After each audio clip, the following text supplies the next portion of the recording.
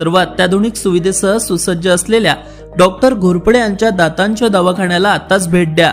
आमच्याकडे सर्व सुविधा उपलब्ध। आमचा पत्ता LIC office road, Pawde hospital जवळ, वरुड।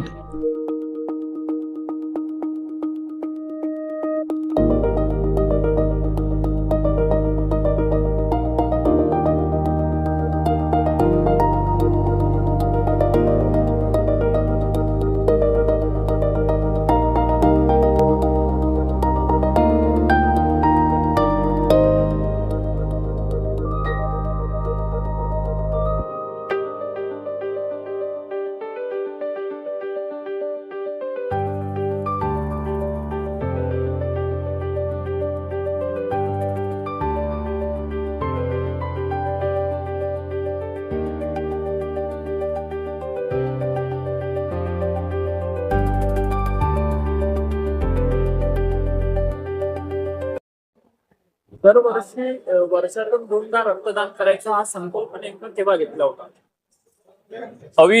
सर्वप्रथम तर मी आज 9 ऑगस्ट या दिनानिमित्त, जागतिक आदिवासी दिनानिमित्त तसेच ऑगस्ट क्रांती दिनानिमित्त मी सर्वांना हार्दिक शुभेच्छा देतो। हा निर्णय घेऊन आम्ही जवळपास आता 25 वर्ष झालेली आहेत। कारण की आमच्या आधी सुद्धा काही लोक ब्लड डोनेशन कॅम्प घ्यायचे, त्यावेळेस आपल्या वरुडची वैद्यकीय जी सेवा होती ते इतकं काही जास्त प्रगत नव्हतं। अनेक रुग्णांना अमरावती व नागपूर रेफर व्हायचं काम पडायचं। मग आम्ही आमची मंडळी, समाज प्रबोधन मंच, रक्तदाता संघ यांनी असं डिसाईड केलं की वर्षातून 4 कॅम्प घ्यायचे ब्लड डोनेशनचे। त्यानुसार आम्ही जामा मस्जिद, त्यानंतर गुरुदेव प्रार्थना मंदिर, अशा काठीवाले सभागृह, केदारेश्वर संस्थान, त्यानंतर अशा अनेक ठिकाणी आम्ही सावता मंदिर ब्लड डोनेशन कॅम्प ऑर्गनाईज केलं। मग काही काळाने अनेक डोनर समोर आले आणि अनेक ऐच्छिक डोनर सुद्धा समोर आले, जे जेव्हा ज्यांना आपण फोन करतो ते तुरंत इथे आपल्याला ब्लड उपलब्ध करून देतात। मग आता आमचा जो मंच आहे रक्तदाता संघ आणि समाज प्रबोधन मंच, आम्ही ठरवलं की 15 ऑगस्ट आणि 26 जानेवारी हे या 2च वेळा आपण ब्लड डोनेशन कॅम्प घ्यायचे आणि बाकी इतर वेळी बाकीच्यांना आपण कॅम्पमध्ये मदत करायची। सर, दरवेळेस जे रक्तदाता आहेत त्यांचा प्रतिसाद चांगलाच मिळतो, यामागं काय उद्देश असतो, म्हणजे कसे सहकार्य करतात? वरुड ही तसं पाहता याला सांस्कृतिक ओळख आहे, क्रीडामधली पण ओळख आहे आणि सामाजिक बांधिलकी जपणाऱ्या अनेक सामाजिक संस्था आपल्या वरुडमध्ये आहे। इथे काही तुरळक घटना सोडल्या तर सगळे समाज एकमेकांसोबत सलोख्याने राहतात। त्यामुळे काय होतं की दरवेळेस जेव्हा जेव्हा आपल्या सामाजिक सेवेची व्याप्ती जेव्हा वाढते तर अनेक लोक आपल्यासोबत जुळून येतात आणि त्यामुळे काय झालं की अनेक वर्षातून अनेक ब्लड डोनेशन कॅम्प होत आहेत। तरी पण प्रत्येक ब्लड डोनेशन कॅम्पमध्ये कोणी ना कोणी नवीन नवीन व्यक्ती आपल्या इथे जुळत आहे आणि सामाजिक दायित्व हेच त्याच्या मागचं खरं उत्तर आहे। सगळ्यांना मी एकच सल्ला देणार की रक्तदान करायचं आहे, ते देशासाठी करायचं आहे आणि अनेक रुग्णांचे प्राण वाचवण्यासाठी करायचं आहे। आणि तुम्ही एकदा रक्तदान करून बघा तर तुम्हाला जाणवेल की तुम्ही कितीतरी मोठं एक काम आपल्या देशासाठी, आपल्या समाजासाठी केलेलं आहे।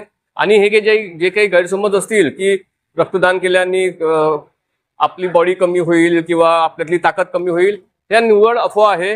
मी आता जवळपास 50च्या वर वेळा ब्लड डोनेशन केलेलं आहे। माझ्या पत्नीने सुद्धा 5 ते 6 वेळा आतापर्यंत ब्लड डोनेशन केलेलं आहे। आम्हाला कुठल्याही प्रकारचा काही थकवा नाही आणि आजार नाही आणि तुमच्यासमोर आम्ही आज उभे आहोत। आणि असे अनेक लोक आहेत जे रेग्युलर रक्तदान करतात पण त्यांना कुठल्या प्रकारचा त्यामुळे आजार झालेला नाही आहे।